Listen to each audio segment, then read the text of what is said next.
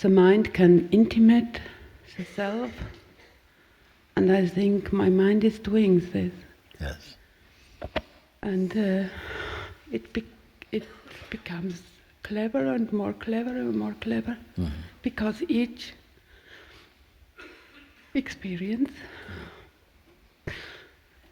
I really have, it's building in his system. But if you catch the cleverness of the mind, then you're not caught by him. If you can see his cleverness, you have exposed him. No? You cannot be caught, no? That's what happened when I'm in a state like that. Yes. And I go out, and I don't recognize when it changes. I still think I'm in it, and when I meet you again, I see I'm out. I was not in it anymore, but it looks like. And then I become confused. Then you have to be in it as it. Don't be in it like you go into a room and there's a room and you in it.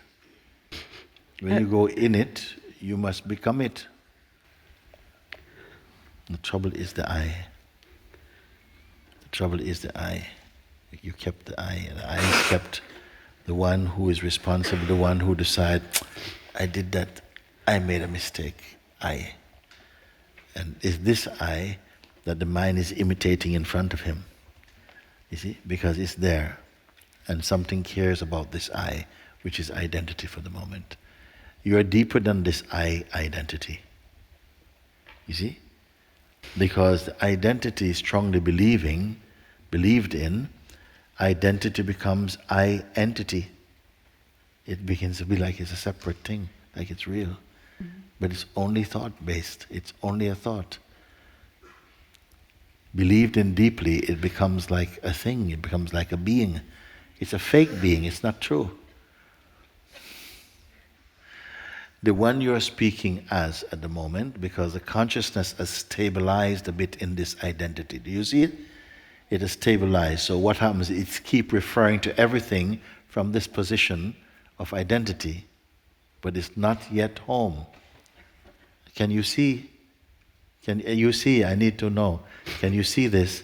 Even as you speak, that the consciousness is speaking from a position, yes, I want to stabilize and I see, but when people speak, I can understand, but, then somehow, am I in the, so this one, you see? Who is this one, you see? Because if you take it to be the fact of who you are, then you will not go further. You will start from the fact, and then you'll deal with whatever is appearing for the fact. But if the power of this non-dual seeing is that from the beginning, you see, we are checking whether the mind is part of this package or not. The mind is only like the moon. The moon has no light of its own. They say, no? That is only the reflected light of the sun. The sun is this light. The sun is the sentient one. The moon is only the reflected one. You see? So the moon mind depends upon the heart sun, on its light. Because it has no light of its own. And sometimes you can see the moon in the daytime. When the sun is here, you can see the moon sometimes. But nobody pay attention to the moon when the sun is here. And so the ego identity will become like that. It will be just like a disk in the sky. Nobody pay attention. Because the sun of real understanding is here now. So you know now that even this place where, when I am there, he's weak. When I go out, then he's strong. What is noticing this? What is noticing this? Because the fact is already going before the conclusion. The fact is that it is noticed. He said, but when I'm out, so you still believe you are something that can go in and out. And that's more to do with your attention than to do with your being.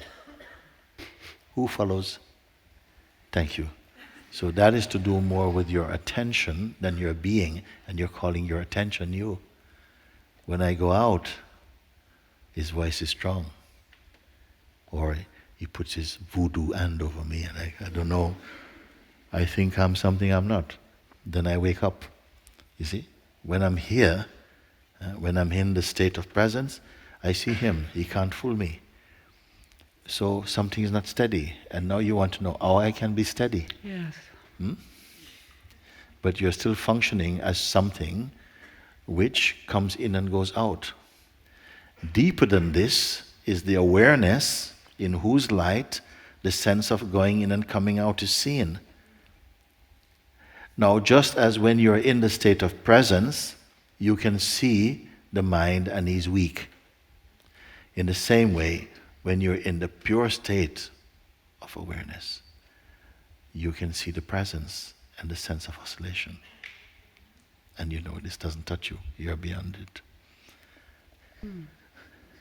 This is what I mean being deeper in, you see.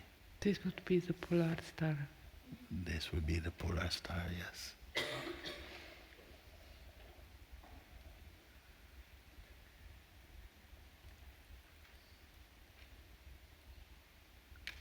Where is it now? And where are you? They must be one and the same thing.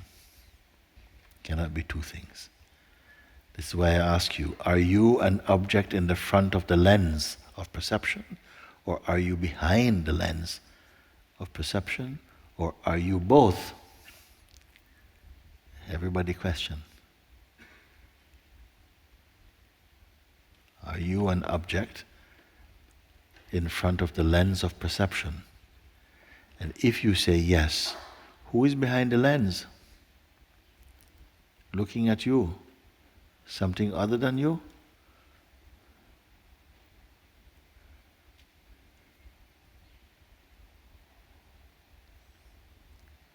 At present, what's happening is that you're believing your experience too deeply, too profoundly. You've infused too much vitamins in them, too much power in them, because of identity. They're linked. But shortly you're going to see both those feelings, the thoughts, and the one thinking them become nothing for you. The fear you know, projections we know, thought we know. But the one who suffers them, do you know? Can it be perceived? It's difficult. Why? Because it is also made of consciousness. And it takes consciousness to see it. It's not all of consciousness that is contaminated. It's the fact of the matter is the consciousness is not contaminated. The consciousness is dreaming contamination by identifying as the person.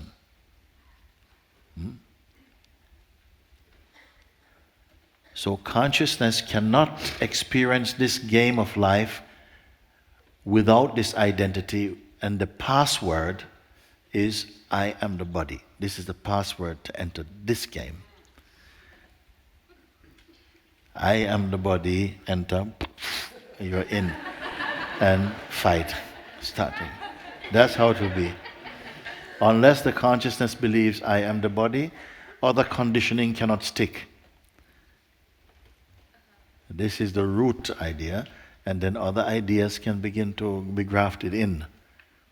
And then together this aggregate produces an illusory person, which is made of consciousness, but also it is somehow contaminated with concepts, because the pure consciousness does not need any concept. What has the capacity, the power to perceive not just the effects energetically of a troublesome mind, but the apparent one who is affected by it, who goes by the name of I also. Remember what I told you, Ramana's statement, the I removes the I, yet remains the I. What is he speaking? The pure sense I am removes the I me, the I association with the mind and the ego, and then relaxes again back in its natural I am.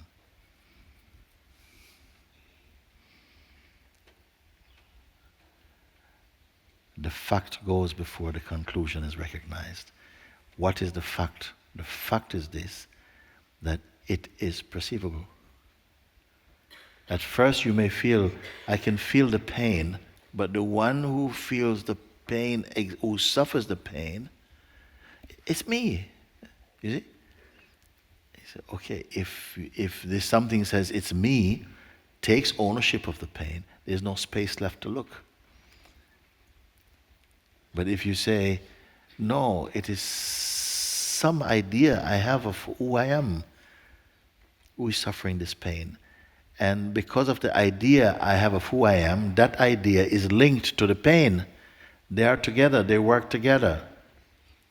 Whereas I'm trying to do the impossible, is to separate one from the other when they go together, like two wings of the same bird. But can you see it? Because the closer it gets, the more difficult to see. The more difficult to see.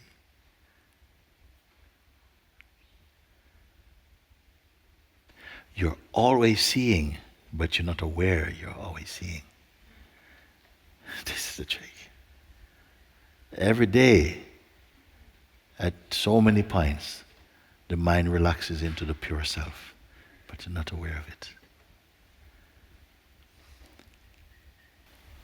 Are you in the position to perceive and to confirm that the one presently speaking and saying, please help me to stabilize in the self, is a voice appearing in the self? Can you see that the one saying, help me to stabilize in the heart, in the awareness, is itself an idea arising in awareness itself?